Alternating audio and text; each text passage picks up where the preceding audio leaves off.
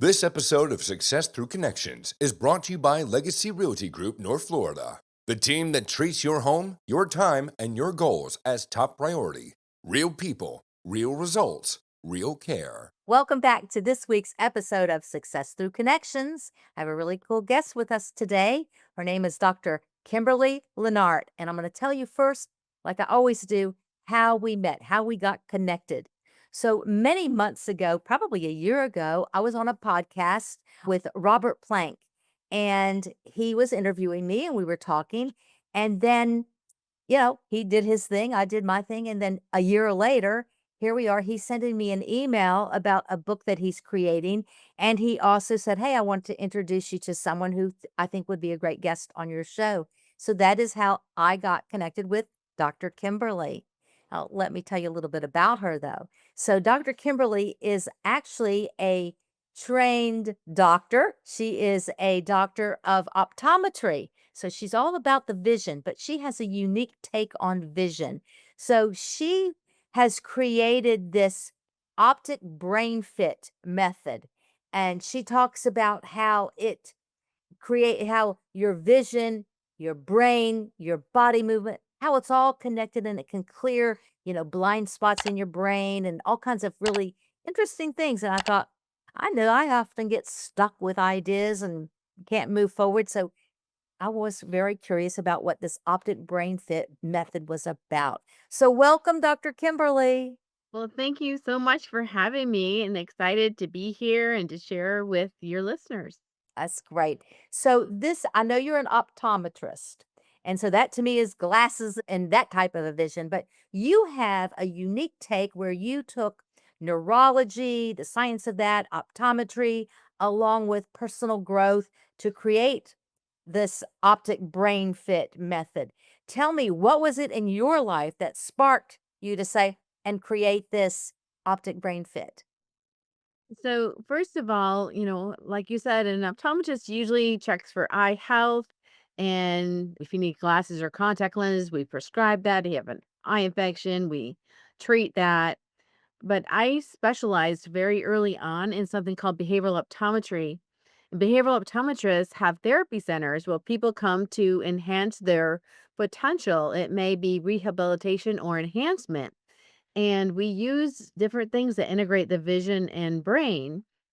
And I learned as I continued on with this that most of what I was doing when I was learning was vision and a little bit of brain work.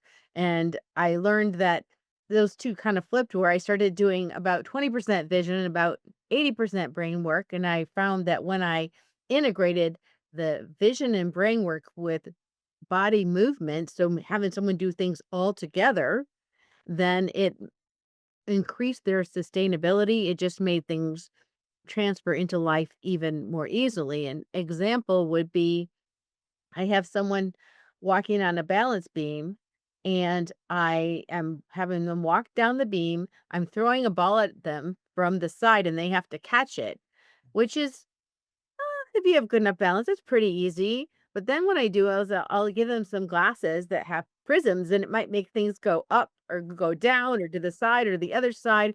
So now they're walking on the beam. They're having to adjust to this new environment I just gave them, and I'm throwing a ball at them. So it makes people very flexible, makes them able to make decisions quickly, to hand-eye coordination, adapt to situations. Because when you're flexible, you're way ahead of other people. Because the person who can be flexible in the situation and kind of move with the curves of the road are much better than the people who they get stuck and they just stop when things start Right. changing. Right. Well, that's interesting because I can imagine you throwing a ball at me on a balance beam. I'm off. And then if you put glasses with prisms, oh gosh, that would not be a pretty picture. I'd be on the floor. So I know that this helps people with, I mean, how does it help people, I should say, with movement and to perform better? You talk about it helps you with your performance. I'm thinking in work. How does it help you perform better? Mhm. Well, it just depends on what people are coming in for or what their goals are. So it's really easy to give the example of someone who is a baseball player. So a baseball player if they use their central and peripheral vision together, can Right. see the ball faster, which when you can see the ball faster and interpret where it's coming and where it's, where things are going and where the players are on the field, then you can react faster and put your body into motion factor because the eyes tell the brain where everything is, and the brain makes an assessment and tells the body to move. So the faster you can see and interpret, the faster you can put your body into motion. Well, we naturally, I would think naturally, we have peripheral vision. So using the baseball player as an analogy, I would think he's trained to use that peripheral vision in the first place. So how would it help? How does this peripheral vision help the average business person or, career person perform better? So there's different ways to use it. Most of people in society these days are going around just using their central vision, which is for identification and clarity. And if you think of the central vision as looking at your goal, and I always imagine the goal as a mountain in the future. So you're looking at the mountain, you know where you're going, that's your goal. So that's your central vision. It's very clear, it's very focused, True. but it doesn't see outside. So let's say you're on your path and all of a sudden there's a big rock or a mountain in front of you and you can't see past it. You can kind of see your goal up there, but you're like stuck. Okay. In comes the Around it. peripheral or your outside vision, your Mhm. side vision. So you turn that on. Now that is your navigation system. It's also your balance system. So when you use your peripheral, you have better balance when just from a physical standpoint. So that's why if people are having dizzy spells or whatever, if they open up the peripheral by opening and keeping their central open, they're going to not be so dizzy. So, but it opens up the navigation system. So all of a sudden you can see where you're going. It sees motion, it sees all the different pathways. So now even if there's a obstacle in your way, you can see there's another road over here, there's a road here, there's a airplane over here that you can take to get to your goal faster, so you can see all the different ways of doing things or getting to somewhere. So when it comes to decision making, if you can see all the ways to go and still stay central and focused on your goal, you're going to get there faster and with more ease.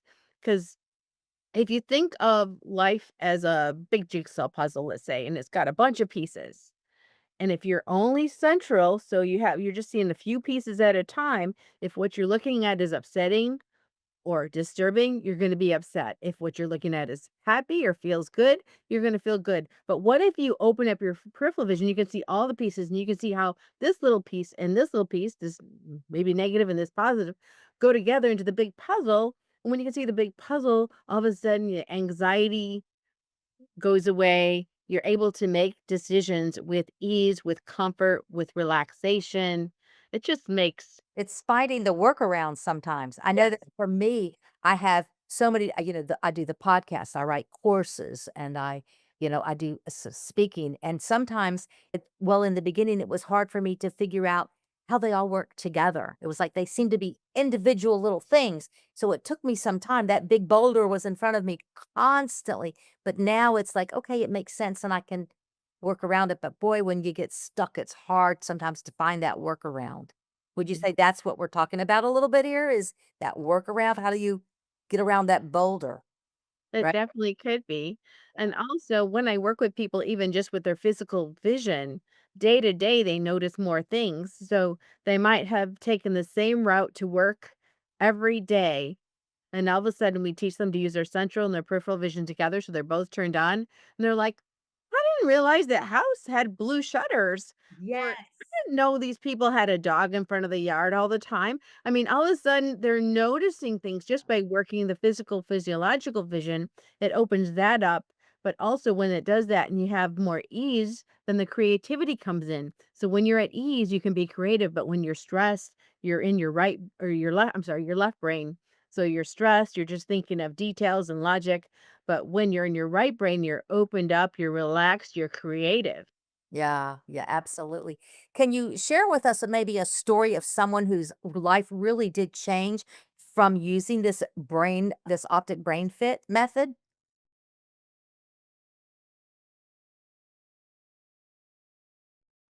Yeah. So I worked with a high school girl that she was on three different softball teams. So this family was very serious about softball.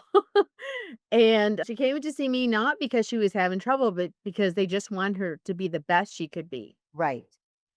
And so the mother came and told me this story. She said, we were driving down the road. I was sitting in the driver's seat. My daughter was in the passenger seat. And all of a sudden she said, Mom, I can see you. And she said, What do you mean? She said, I can see you. And she said, What are you talking about? And she said, Well, in the past, when we were driving down the road and I was looking through the window straight ahead and we were talking, I couldn't see you. But now I'm looking straight ahead and I can see all of you while I'm talking to you looking straight ahead. Interesting. Yeah. It's like you've got to just open up your mind, Mhm. your vision, get wider. So, yeah, see the bigger picture, not the little picture. Exactly. So, how do you I know that often we get not just you're looking at someone and they look to be very successful in business and in life. And on the outside, they look like, oh my God, they've got it all. But maybe that person on the inside feels very lost, very empty, maybe even imposter syndrome. It's like, I'm not all that. How do you help them break through that? Yeah.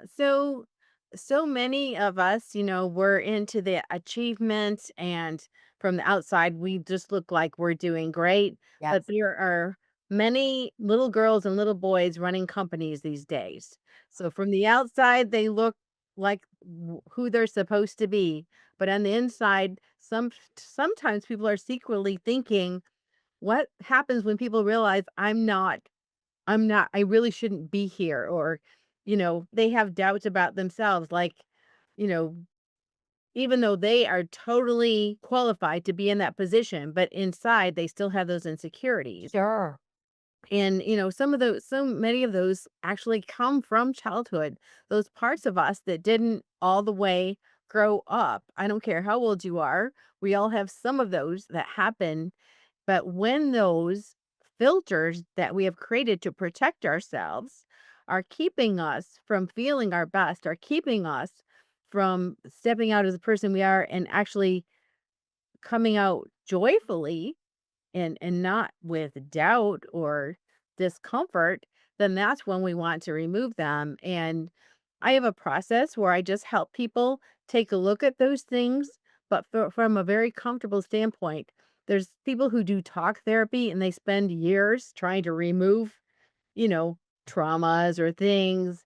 And the process I use, we look at it from a very distant point where you're not emotionally involved at all and you don't have to talk about the details or anything. You don't have to go back into it. You just take a look at it and we look at it for what it is. We get all the things we can learn, all the lessons, all the things we can apply from it. And then we just move back into life with those new learnings, with those new ways of thinking. We remove the block, but we don't do it in the way that maybe a therapist would do. Gotcha. So, are there some daily rituals or habits that someone can do to start this process of being centered with their vision and their purpose in life? There are so many, of course, that I Just a teach. couple. I mean, one of the number one things is so simple, but it's so important and it's so powerful. And that is to take a walk out in nature every day. Mhm. And while you're doing that, practice turning on your central vision, making things clear, and then noticing as much of the space around you as you can. And one thing that people can try is if you're outside and let's say you're just standing and you're looking up at the sky, if you look up at the sky way above where the trees are, so you kind of getting away from anything in front of you and see as much of the sky as you can and just relax and breathe because you're going to need to do that because peripheral is relaxing and breathing. So you're just seeing as much as you can and then hold that position of your eyes and just lower them just enough so you start to see the trees and the leaves. And when you do that, you're going to notice that everything pops. There's going to be 3D to everything. Everything will seem more real and more open, and you'll see more. And if you can just hold that, you're going to have a lot more relaxation. You're going to get into that creativity. I don't know how to, people just have to go try it because it's hard to explain it. I'm thinking I'm gonna go outside when it stops raining, and I'm Yes, gonna go check that. I'm gonna look at the sky and bring it all back in. Well, I know that you also have these retreats. They're very intense, I believe. Can you tell us a little bit about that and maybe some of the breakthroughs someone could expect to experience at these retreats? I tend to keep them very small, like 8 to 12 people at the most, Mhm. because there's parts of the retreat where we're actually all working together and moving some of these blocks that have kept us from being joyful. But also, there's times when I just spend time one on one with people for that same reason. And there's a reason I do that. The first is when you get individual tension, of course, you're going to move the needle a little faster. But also, if I have someone in front of the room and we're working through some of the things, just by being a part of that whole group, we all get the gains. In fact, even the person, me, helping the person through this, learns from that. My brain, my mind learns from even working through something with someone. And so it's a very private, container where, what happens at the retreat Days at stays at the retreat, things like that. But just people, it just gives them that break away from everything else while doing the healing that they need to do. Interesting, very interesting. Well, I have a signature question that I always like to ask, and that is if you could share a story of when an opportunity presented itself to you for to get a connection. It was because of a connection that an opportunity opened up for you, or if not that, then maybe you opened the door for someone else because of the relationship that you had. Yeah, definitely. So I was just thinking actually about a week ago, I was invited to this VIP dinner where there was many people that I would like to connect with. I didn't know anyone there except for the person that invited me, but David Meltzer had been on my podcast about a year ago, and he said, "Hey, I'm having this VIP dinner in Buckhead, which is a place in Atlanta. Right? And, would you like to come?" And I said, "Of sure, of course." And of course, getting there, I met a lot of people. I didn't know who I was going to meet. I didn't know who I was going to be there. But we all have those people that are the in they're not just our target market who we want to connect with, but also the people that we want to have relationships with. Yes. We meet people from all walks of life doing all different things. But when you find that group where you just connect and you can really help each other, support each other, collaborate on projects, that's what I love. That's the real jewel, isn't it? It's like when you find those people. That's great. Well, how can our audience, if they want to connect with you, how can they find you? So I'm on Facebook and on LinkedIn, just under my name, Kimberly Linert. I also, you'll put this in the show notes. I have a link tree where I have all my links. I do a lot of different things, you know, when creating your incredible life, which is the name of my podcast. Right. You So have a there's book? different Don't things you you have a want to book hear. about that? Yep. And Okay, I have, show us your book. I know you have. Tell me a little bit about that book before we do sign off. sure, visualizing happiness in every area of your life. This is a step by step guide to creating an incredible life of your own. And it asks things like, who am I? What do I like? What's important to me? What my values are. And then at the end, I have you put it all together. So at the end of every chapter, there's questions, and you'll want to write down those questions because at the end, you'll need the answers to those to put it all together. And we go as far as putting it on your calendar, you know, Yeah. to, 2 to 5 years in advance. Okay, this is what I want to do. Okay, now that you have them on your calendar, let's make a plan to make it all happen. It also has stories from different people who found happiness in different ways, just so you can get an idea from that. And that's a lot like my podcast, where I interview people to find out what gives them happiness, fulfillment, how they put their gifts out into the world. That's awesome. And where can they get the book? They can get it on Amazon. Okay, there you go, everybody. It's Amazon, of course. Well, thank you so much, Dr. Kimberly Linart, for today's episode of Success Through Connections. And to our listeners, remember that success is not formed in isolation. It takes connections to build success. So until next week, I'm Zelda, and let's keep connecting. When it comes to buying, selling, or managing your rental property, don't settle. Choose the professionals at Legacy Realty Group North Florida, the real estate company that gives you peace of mind.